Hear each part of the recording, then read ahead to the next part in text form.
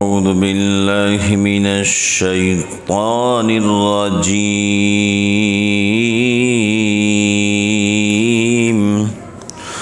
بسم الله الرحمن الرحيم.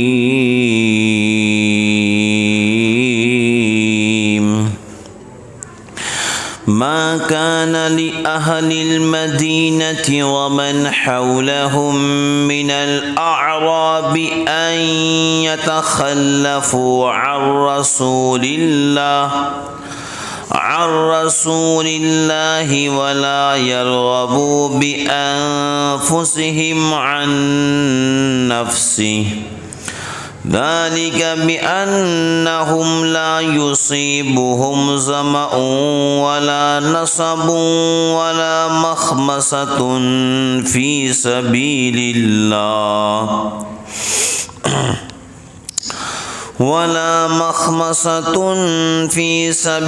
الله ولا يطؤون موطئا يغيظ الكفار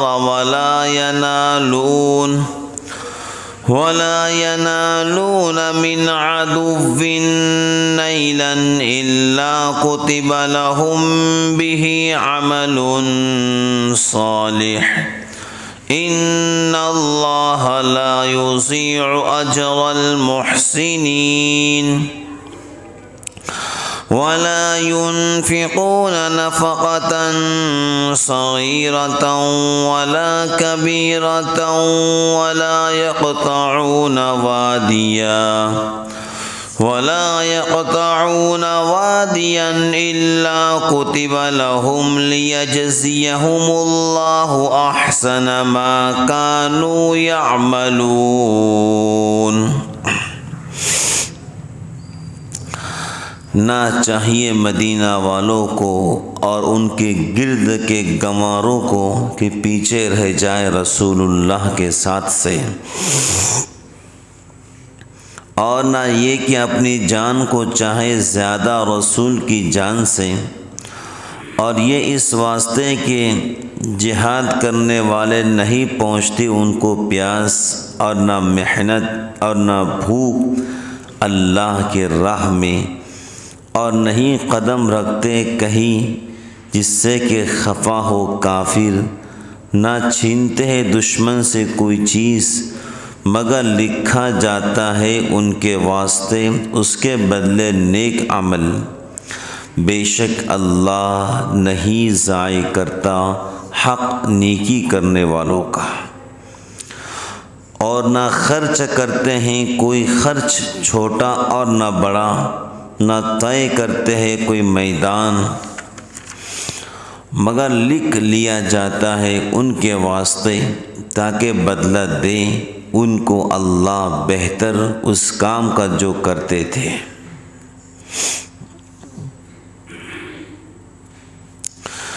قرآن مقدس کی ان آیتوں کے اندر مدینہ منورہ اور اس کے آس پاس ارد گرد دیہات کے رہنے والے لوگوں سے یہ بات ارشاد تھی کہ زیب نہیں دیتا کہ رسول اللہ صلی اللہ علیہ وسلم کا ساتھ نہ دے، یعنی ساتھ نہ دے، اور نہ یہ زیبا تھا کہ اپنی جان کو حضرت نبی پاک علیہ السلام کی جان سے زیادہ عزیز سمجھیں.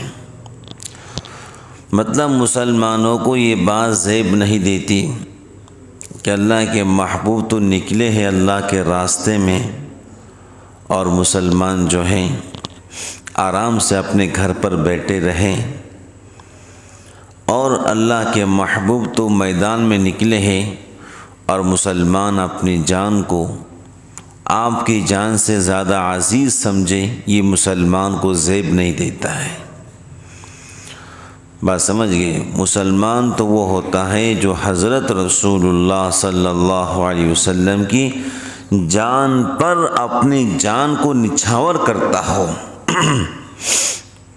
جیسے احد کے میدان کے اندر حضرت میدان میں آ گئے، پہلے جیت مسلمانوں کی ہوئی، لیکن ایک غلطی کی طرف سے وہ جیت ہار میں تبدیل ہوئی، تو حضرت رسول اللہ صلی اللہ تعالیٰ علیہ وسلم بھی میدان میں آئے، تیر چل رہے تھے اور حضرات صحابہ آپ کے ارد گرد کھڑے ہو کر آپ کو پہرا دے رہے تھے اور کہہ رہے تھے کہ سارے تیر ہم اپنے سینے پر لے لیں گے، لیکن ہمارے جیتے جیے ایک تیر بھی آپ کے بدن تک نہیں آ سکتا ہے۔ بات سمجھ گئے؟ یہ ہے حضرت رسول اللہ صلی اللہ علیہ وسلم سے سچی پکی محبت۔ بلکہ ایک صحابی نے تو تیر اپنے آنکھ پر لے لیا۔ کہاں پر لے لیا؟ آپ کی حفاظت کے اندر ایسا تیر دشمن کا تیز رفتاری سے آیا کہ وہ صحابی رسول کی آنکھ میں گھس گیا اور ان کی آنکھ باہر نکل گئی۔ حضرت نے دعا فرمائی، لعاب لگایا اور اپنے دست مبارک سے ان کی آنکھ کو وہیں پر لگا دیا۔ آنکھ باہر نکل چکی تھی مکمل طور سے، تو حضرت نے اپنے دست مبارک سے اس آنکھ کو وہیں پر لگا دیا۔ صحابہ فرماتے ہیں اس آنکھ میں ایسی روشنی پیدا ہوئی کہ ویسی روشنی ہم کو دوسری آنکھ میں نظر نہیں آتی تھی۔ بات سمجھ گئے؟ یہ ہے مسلمان۔ نبی میدان میں جائیں اور مسلمان گھر پہ آرام کرے، یہ مسلمان کو زیب نہیں دیتا ہے۔ نبی کی جان سے زیادہ اپنی جان کو عزیز سمجھنا یہ مسلمان کو زیب نہیں دیتا ہے۔ تو تبوک کے میدان کے اندر جو 30,000 مسلمان نکلے ہیں اور 80 منافقین ایسے تھے جو اپنے آپ کو مسلمان کہتے لیکن تھے منافق۔ خیر وہ تو منافق ہیں اور منافق کی حالت میں مریں گے تو جہنم میں جائیں گے، تذکرہ قرآن کریم میں۔ لیکن وہ مسلمان جو خالص مسلمان ہو اور نبی پاک علیہ السلام کی جان سے زیادہ اپنی جان کو عزیز سمجھے، یہ کبھی بھی مسلمان کو زیب نہیں دیتا ہے۔ حضرت رسول اللہ صلی اللہ تعالیٰ علیہ وسلم کی جان مبارک پر تو پورے مسلمانوں کی جان نچھاور ہونا چاہیے۔ پورے مسلمانوں کی جان ایک طرف اور حضرت کی جان ایک طرف، تو حضرت کی جان تمام مسلمانوں کے جانوں سے افضل ہے۔ بولو ہے کہ نہیں ہے؟ ارے بولو بھائی۔ حضرت رسول اللہ صلی اللہ علیہ وسلم اللہ کے ایسے برگزیدہ شخصیت ہے کہ اللہ تعالیٰ نے اپنے بعد آپ ہی کو مقام دیا ہے، اپنے بعد آپ ہی کو مقام دیا ہے۔ خدا اپنے خدائی میں یکتا ہے تو مصطفیٰ اپنے مصطفی میں یکتا ہے۔ اللہ رب العالمین نے 1,24,000 پیغمبروں کو بھیجا تو اپنے محبوب کو بھی 1,24,000 صحابہ کرام کی مخلص جماعت عطا فرمائی۔ نقطے کو نہیں سمجھے؟ میرے محبوب جتنے میرے قاصد اتنے آپ کے بھی قاصد تھے۔ بات سمجھ گئے؟ جتنے میرے قاصد اتنے آپ کے بھی قاصد تھے۔ تو جو انسان اللہ کے راستے میں نکلتا ہے اعلاء کلمت اللہ کے لیے، دین اسلام کے بلندی کے لیے، تو پھر کوئی بھوک اور کوئی پیاس ان کو اللہ کے راستے میں نکلنے کے بعد واپس نہیں لا سکتی ہے۔ بات سمجھ گئے؟ تو کوئی بھوک یا پیاس ان کو محسوس نہیں ہوتی ہے۔ کیا محسوس ہوتی ہیں؟ اگر ان کو بھوک بھی لگ جائیں اور پیاس بھی لگ جائیں تو اس پر بھی اللہ تعالیٰ ان کو اجر و ثواب دیتے ہیں۔ جو انسان نکلتا ہے اللہ کے نام پر دشمنوں سے لڑنے کے لیے، اس کو تو ہر قدم پر اللہ نیکیاں عطا فرماتے ہیں۔ اس کا پیاس کا لگ جانا بھی اس کے لیے نیکی ہے، بھوک کا لگ جانا بھی اس کے لیے نیکی ہے۔ خندق کے موقع پر کیا ہوا تھا؟ حضرات صحابہ کرام کتنے پریشان تھے، خندق کھود رہے کدالی سے، بڑی بڑی چٹانوں کو توڑ رہے ہیں۔ ایک وقت ایسا بھی آیا کہ انہوں نے حضرت رسول اللہ صلی اللہ علیہ وسلم سے کہا، حضرت بھوک کی شدت ہے، بہت بھوک لگی ہے، انتظام کیجئے۔ تو حضرت نے پوچھا کتنی بھوک لگی ہے؟ تو انہوں نے اپنے کپڑے اپنے پیٹ سے ہٹائے، تو لکھا ہے کہ ان کے پیٹ پر ایک پتھر بندھا ہوا تھا۔ تو حضرت نے بھی اپنا کپڑا ان کے سامنے ہٹایا، تو حضرت رسول اللہ صلی اللہ علیہ وسلم کے مبارک پیٹ پر 2 پتھر بندھے ہوئے تھے۔ کتنے بندھے ہوئے تھے؟ تو صحابہ کرام کی چیخ نکل گئی۔ تو اللہ کے نام پہ لڑنے والوں کو بھوک بھی روک نہیں سکتی ہے اور پیاس بھی روک نہیں سکتی۔ ان کا بھوک کا لگنا، پیاسا رہنا، یہ بھی ان کے لیے ثواب کا باعث ہے۔ کیا ہے بولو؟ اور سوال ہی پیدا نہیں ہوتا، لڑائی چل رہی ہے، آدمی کھائیں گا کہ لڑیں گا؟ بولو نا، لڑیں گا کیا کریں گے؟ بولو، میدان گرم ہے، دشمن سر پہ کھڑا ہے، تو کوئی کھاتا ہوتا ہے، لڑتے رہتے ہیں، شام تک لڑتے رہتے ہیں۔ کیا کرتے ہیں؟ بھوکے رہتے ہیں اور پیاسے رہتے ہیں۔ اور جب انسان اللہ کے نام پہ لڑتا ہے اور جو کچھ تکلیف دشمنوں کو پہنچتی ہے وہ بھی ثواب مسلمان کو ملتا ہے، کیونکہ یہ لڑ رہا ہے اللہ کے واسطے، وہ لڑ رہے ہیں شیطان کے واسطے، بمقابلہ رحمان و شیطان۔ ایسے ہی نا بھئی بدر میں کیا ہوا تھا؟ شیطان تو انسانی شکل میں بدر میں آیا تھا لڑنے کے لیے، کہ نہیں آیا تھا؟ تاریخ پڑھو اٹھا کر، تفسیر پڑھو قرآن پاک کی۔ شیطان تو بدر کے لڑائی میں انسانی شکل لے کر آیا تھا، لیکن جب اس نے آسمان سے فرشتوں کو اترتے ہوئے دیکھا تو بھاگنا شروع کر دیا، پتلی گلی سے نکل گیا۔ تو سارے مشرکین کہہ رہے یار کیوں بھاگتا ہے؟ تو اس نے کہا ظالموں، جو میں دیکھتا ہوں تم نہیں دیکھ سکتے ہیں، اگر تم بھی دیکھو گے تم بھی بھاگ جاؤ گے۔ کیونکہ شیطان نے فرشتوں کو دیکھا ہے نا جنت کے اندر، تو مناسبت ہے نا، پہچان لیا جبرائیل آ رہا ہے، بھاگا شیطان وہاں سے، ایسا بھاگا دوبارہ کبھی مکہ کے اندر نہیں آیا۔ بس سمجھ گئے؟ تو جنگ کے اندر مسلمان لڑتا ہے اللہ کے واسطے۔ بولو کس کے لیے لڑتا ہے؟ بولو بولو، اللہ کے واسطے لڑتا ہے، اور سامنے والی پارٹی لڑتی ہے شیطان کے واسطے۔ تو اللہ تعالیٰ مسلمان کی لڑائی پر ہر قدم پر اس کو نیکیاں عطا فرماتے ہیں۔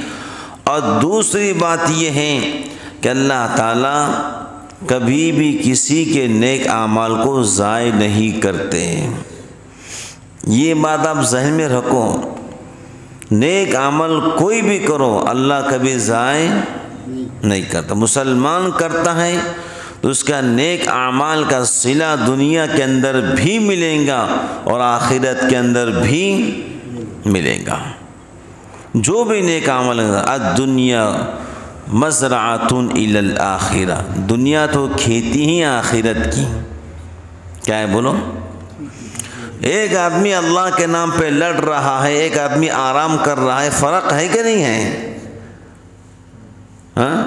قُلْ هَلْ يَسْتَوِي الَّذِينَ يَعْلَمُونَ وَالَّذِينَ لَا يَعْلَمُونَ، جاننے والے نہ جاننے والے برابر نہیں ہو سکتے۔ وَمَا يَسْتَوِي الْأَعْمَى وَالْبَصِيرُ، دیکھنے والے نہیں دیکھنے والے برابر نہیں ہو سکتے۔ لڑنے والا آرام کرنے والا برابر کیسے ہو سکتے ہیں؟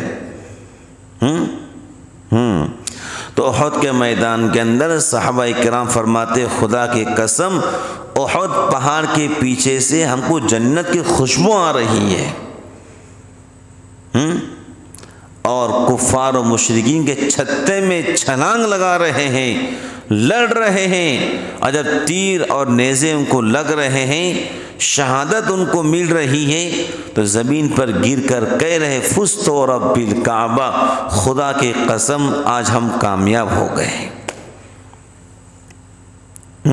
دنیا کو چھوڑ رہے ہیں، کیا ہو رہا ہے؟ موت ان کے سامنے ہے، اور کہہ رہے آج ہم الحمدللہ کامیاب ہو گئے۔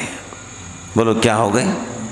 ہاں، تو اللہ تعالیٰ کبھی بھی کسی مسلمان کے نیک اعمال کو ضائع نہیں کرتا۔ نیک اعمال کوئی بھی کرے، اگر غیر مسلم بھی نیک عمل کرتا ہے تو اللہ تعالیٰ مرنے سے پہلے اس کو اس کا اجر دے دیتے ہیں، مرنے سے پہلے طے شدہ ہے۔ ایک یہودی مرنے لگا، اللہ تعالیٰ نے فرشتے سے کہا جاؤ، وہ مرنے لگا ہے لیکن اس کی خواہش مچھلی کھانے کی ہے۔ کیا کھانے کی ہے؟ جاؤ تالاب کی مچھلی اس کے گھر تک پہنچاؤ۔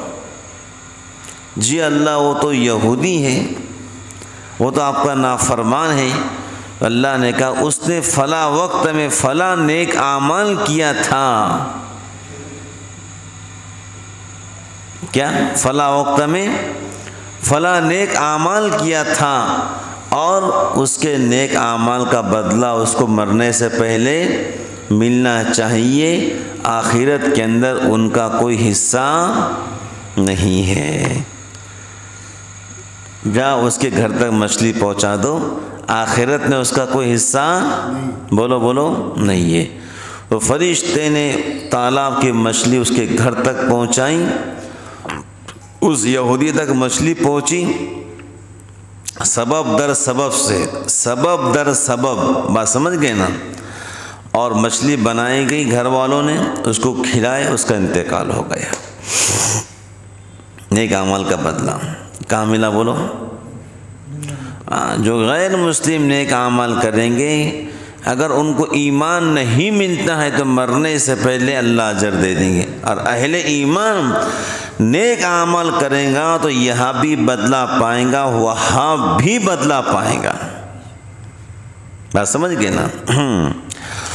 اور جو اہل ایمان خرچ کرتے ہیں، چھوٹا خرچ کرتے ہیں یا بڑا خرچ کرتے ہیں، زیادہ اللہ کے راستے میں پیسہ نکالتے ہیں یا کم نکالتے ہیں، تو اللہ تعالیٰ فرماتے ہیں ہم ان کو بدلہ دیں گے۔ کیا دیں گے بولو؟ ہاں، اللہ بہتر ہے، جو کچھ ہم دیں گے اس کا بہترین بدلہ اللہ ہمیں دیں گے۔ بس سمجھ گئے؟ چاہے چھوٹا خرچ کرو یا بڑا خرچ کرو، یہ تو اللہ لکھ رہے ہیں تاکہ ہمیں اللہ بدلہ دے، اس سے بہتر بدلہ دیں گے۔ کیا ہوں گے بولو؟ اس سے بہتر۔ اس لیے انسان کو حسب استطاعت اور حسب طاقت کچھ نہ کچھ اللہ کے نام پہ چلتے پھرتے خرچ کرنا چاہیے۔ ایسے خرچ کرنا کہ سیدھے ہاتھ نے دیا ہے تو الٹے ہاتھ کو خبر نہیں ہونا، ڈھول تاشا لے کے نہیں پھرنا کہ میں نے دیا، میں نے کرا، تو نے، میں نے کچھ نہیں، سب اللہ نے کیے، تیرا میرا کیا ہے، سب تو امانت اللہ کی ہے۔ بول ہے یا نہیں ہے؟ آج کل تو یہ رواج چل پڑا ہے، میں نے نہیں بھائی، تو نے، میں نے کیا، سب اللہ نے کیے ہیں، اپنے فضل، اپنے کرم اور اپنی رحمتوں سے۔ بات سمجھ گئے؟ تیرا میرا کوئی کمال نہیں، کمال تو صرف اس رب کا ہے جس نے کمال کر دیا ہے۔ یہ جان، یہ مال، عزت، شہرت سب انہی کی امانت ہے۔ بولا ہے کہ نہیں ہے؟ ہمارا کیا ہے؟ ابھی جھٹکا لگے گا، گریں گے، مر جائیں گے۔ حضور نے فرمایا تھا قرب قیامت سے لوگ پہلے اچانک مر جائیں گے، کھڑے کھڑے گر کے مر جائیں گے، کوئی بیماری نہیں، فریش۔ حضور فرماتے کھڑے کھڑے گر کے مر جائیں گے۔ کیسے مریں گے؟ کھڑے کھڑے، ہاں، کوئی بیماری نہیں ہوں گی لیکن کھڑے کھڑے گریں گے، مر جائیں گے۔ کئی لوگوں کو آپ نے دیکھا، سنا، پڑھا، کھڑے کھڑے اٹیک آیا، مر گئے۔ اٹیک بولتے کسے ہیں؟ انسان کی نسیں بند ہو جاتی ہے، دل تک خون نہیں پہنچتا ہے، انسان مر جاتا ہے۔ اور دل کو بدن کے اندر مرکزی مقام حاصل ہے۔ کیا حاصل ہے بولو؟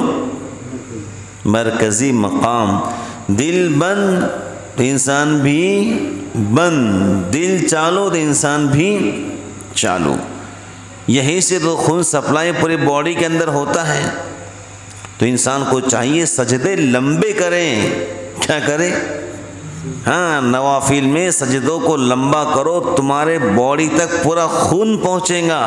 انشاءاللہ اچانک موت سے اللہ آپ کی میری حفاظت فرمائیں گے۔ حضرت نبی پاک علیہ السلام فرماتے تھے، اچانک موت سے پناہ مانگو، اچانک موت سے اللہ سے دعا کرو، اچانک موت مت دیجئے، ایسی موت دیجئے کہ ہمیں احساس ہو کہ ہم دنیا چھوڑنے والے ہیں، تاکہ ہم پچھلے گناہوں سے توبہ کر سکیں۔ بولو کیا کر سکیں؟ بولو نا بھائی۔ ہاں، اور جب کوئی مرنے لگے تو صاف صاف کہو آپ کا آخری وقت ہے، پہلا کلمہ توبہ کی نیت سے پڑھ لو۔ رونا دھونا، چلانا پکارنا کم کرنا۔ ارے بات سمجھ رہے میری کچھ؟ بھائی اس کی زندگی موت کا مسئلہ ہے، جنت اور جہنم کا مسئلہ ہے، اور آپ لے کے بیٹھے مت بولو کر کے، غلط۔ بولو توبہ کی نیت سے پہلا کلمہ پڑھ لو، آپ کا آخری وقت ہے، ادھر ادھر دھیان مت بھٹکاؤ، اللہ کریم کا نام لیتے رہو، روح نکلنا آسان ہو جائیں گی۔ حضرت فرماتے اس وقت سورہ یاسین پڑھو، روح نکالنا،